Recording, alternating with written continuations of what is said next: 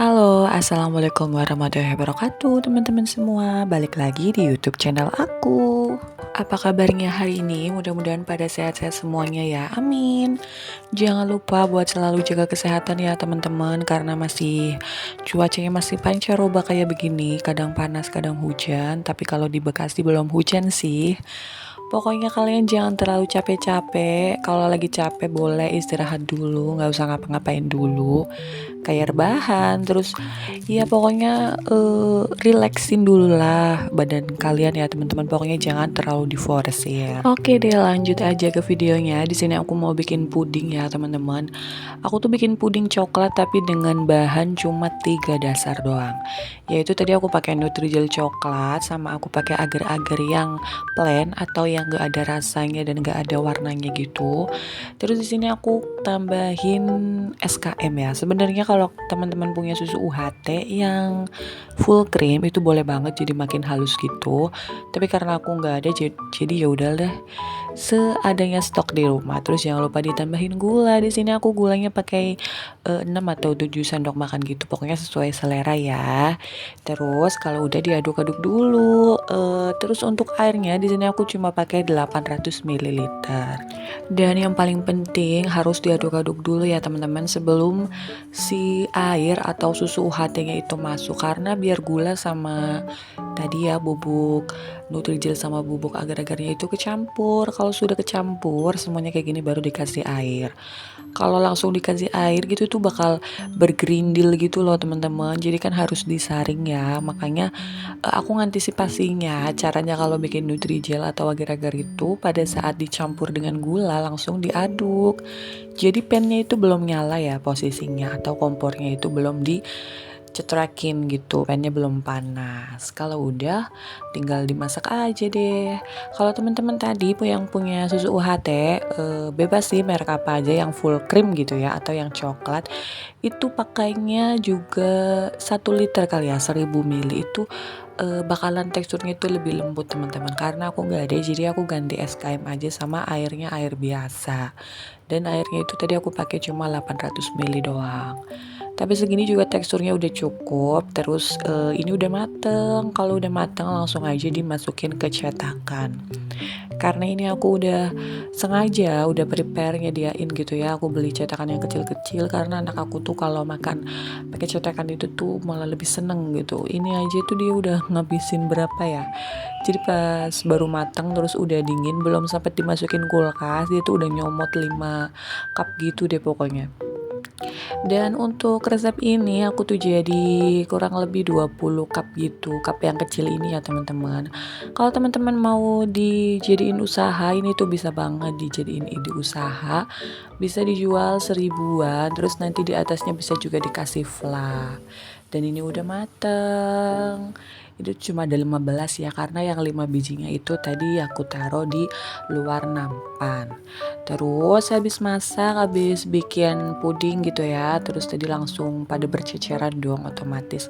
Kayak kompor tuh jadi kotor, jadi langsung aja pengen aku bersih-bersihin. Karena tadi tuh sebelum bikin puding aku tuh juga masak ya teman-teman. Aku tuh tadi masak kentang balado sama tempe goreng gitu. Tapi nggak aku videoin karena lagi nggak mood banget kemarin, karena kan cuacanya lagi panas ya. Udah gitu anak aku tuh ya lagi ngereok gitu teman-teman. Jadi kalau bundanya lagi masak dia tuh pengennya digendong karena dia tuh penasaran, sebenarnya ini bunda aku lagi ngapain sih, masak apa, terus dia pengen ngelihat gitu. Tapi kan kalau masak sambil ngegendong kan, apalagi yang anaknya udah gede ya, kalau masih bayi mungkin digendong belum seberapa, sekarang udah Masya Allah, tabarakallah, dia tuh udah berat banget teman-teman. Makanya aku nggak sanggup, udahlah. Yang penting masak nggak divideoin nggak apa-apa. Tapi jujur aku sering juga sih kayak gitu masak tapi nggak divideoin gitu ya teman-teman. Ya alasannya ya itu, kecuali kalau anak aku lagi bobo, terus ada waktu senggang gitu, masaknya nggak diburu-buru gitu loh. Karena kan kalau di videoin kayak gini, semuanya itu nggak bisa cepat teman-teman, harus pindah-pindah tripod, harus nyari posisi yang pas juga. Makanya minimal kalau masak sambil di videoin tuh aku harus punya waktu 1 jam gitu loh, waktu 1 jam yang santai ya, nggak ditangisin, nggak direngekin bocil apalagi. itu baru aku bisa fokus bikin video. Jadi daripada kemarin aku videoin terus berantakan gitu ya, ntar apalah ada yang ini ada yang itu, jadi ya udahlah nggak usah di videoin, seadanya aja videonya. Oke, terus tadi aku udah lap-lap kompornya, sekalian aku lap-lap meja kompornya juga ya, yang ada di bawah kompor dan juga yang ada di dinding.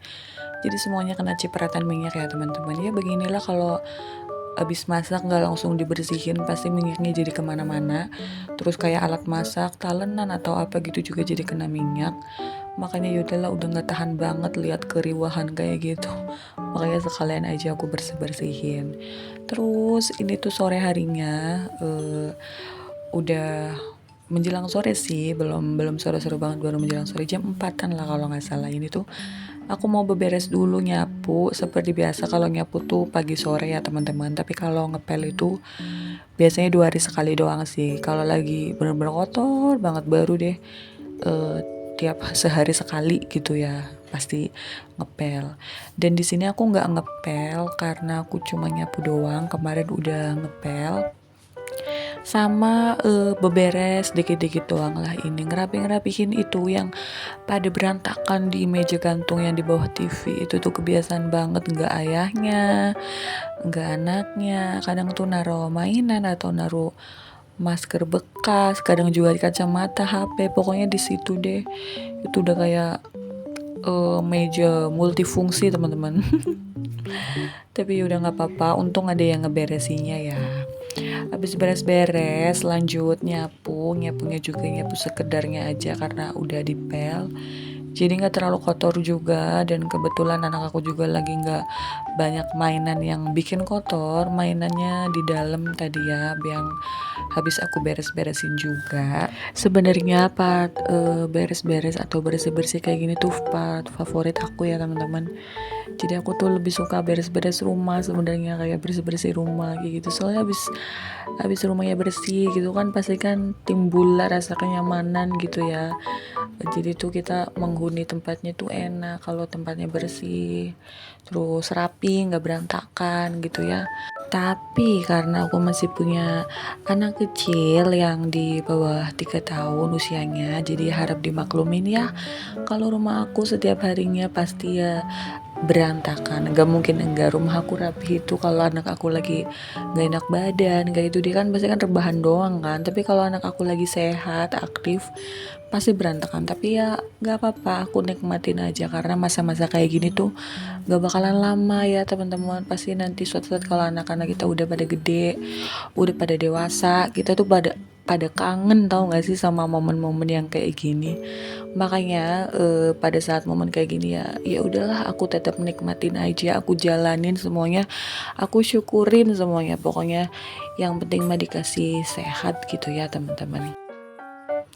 Lanjut lagi, terus ini aku nyapu-nyapu di bagian teras.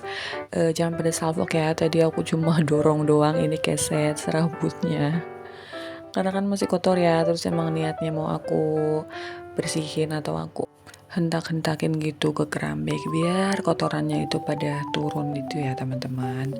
Terus ini beresin juga kayak kursi. Ini tuh kursi buat manjat aku, nyiram-nyiram ini ya tanaman yang digantung. Sama itu ada kain pel karena kalau habis nyiram-nyiram itu suka di bawahnya suka basah.